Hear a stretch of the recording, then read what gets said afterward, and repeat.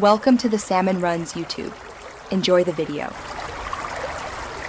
You start by opening the exact report. Use Power BI Desktop for PBIX files or the Power BI service in your browser. Once done, verify you have dataset permissions. Without them, you cannot refresh. Make sure you know the data connection type. Direct query streams live, import needs manual reloads, live connections refresh differently. Now locate the dataset or report you intend to refresh. This first step is quick but critical because it determines the next actions and where you click. Now perform the refresh. In Power BI Desktop, choose Home, then Refresh. In the Power BI service, select the dataset and click Refresh Now. You will see a spinning icon or a notification. Watch it because it tells you progress. If the model is large, refresh can take time.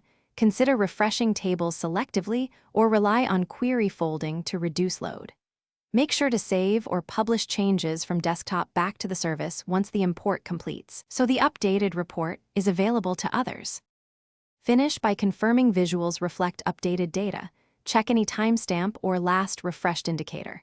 If visuals look unchanged, clear your browser cache or force a browser refresh because caching can mask updates. If the refresh fails, inspect the refresh error details. Common causes are expired credentials or an offline gateway. Fix the credential or gateway, then retry the manual refresh. Finally, if you find yourself doing this often, schedule refreshes. Make sure to test credentials and gateway. Thanks for watching. Consider subscribing if we helped you.